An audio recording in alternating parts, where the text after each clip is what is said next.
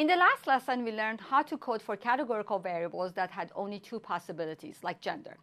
What do we do when there are more than two choices? In this lesson, I will take you through what is needed to run the regression model when we have categorical variables with more than two possibilities. Let's go back to an example we looked at in the last module when we learned about simple linear regression, which was an advisor in the university would like to motivate her students to study hard and graduate with high GPA. To stress the importance of GPA, she's wondering if she can show data on relationship of graduate starting salary and the student's GPA. She has data on 100 recent graduates. While GPA had a really small p-value and thus highly significant, it's only explained about 33.6% of the variations. The advisor was not happy to say that the unknown factors was controlling almost 67% of the variations. So she decided to add another variable to her analysis, which she believed also contributed to a graduate salary, and that was the graduate's major.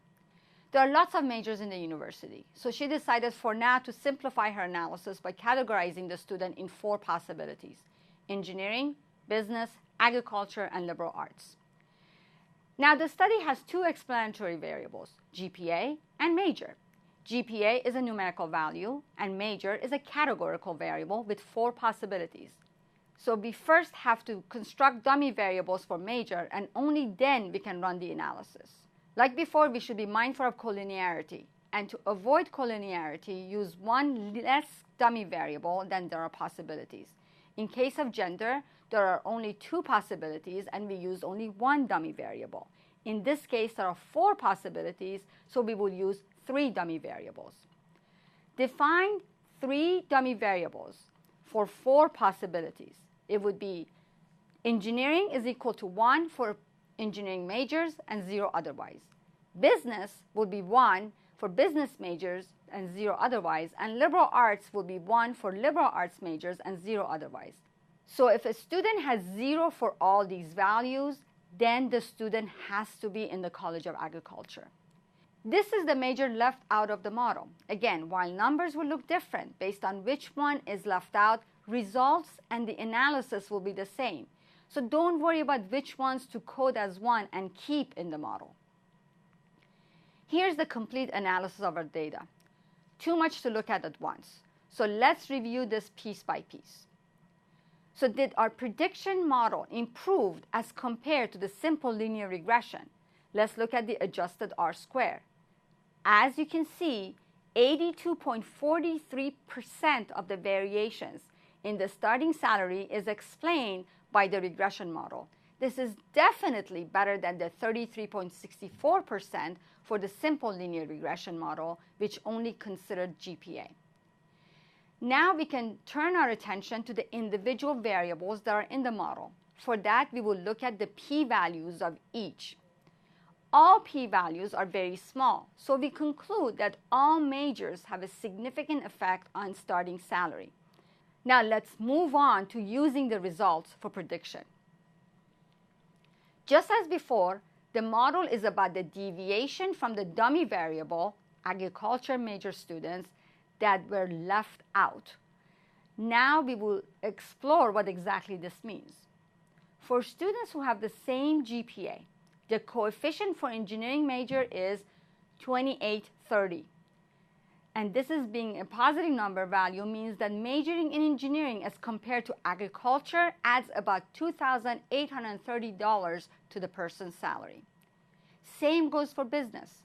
Compared to ag majors, business majors get a positive bump of about $1,304. The difference in salary between liberal arts majors and agriculture major is a negative value of $2,321, which means they earn about this much less than the students who major in agriculture, holding the GPAs the same, of course. The intercept is where the values for all independent variables in the model is 0. Everything is 0, then the student is not an engineering, is not in business, and is not in a liberal arts major. Thus, the student major is agriculture. What is the difference in starting salary of an engineering graduate and business graduate with the same GPA? It is the difference between the two coefficients, which means the engineering on average will make $1,525.55 more than a business graduate. Now let's look at this one. What is the point prediction for salary of a student with a GPA of 3.5 majoring in liberal arts?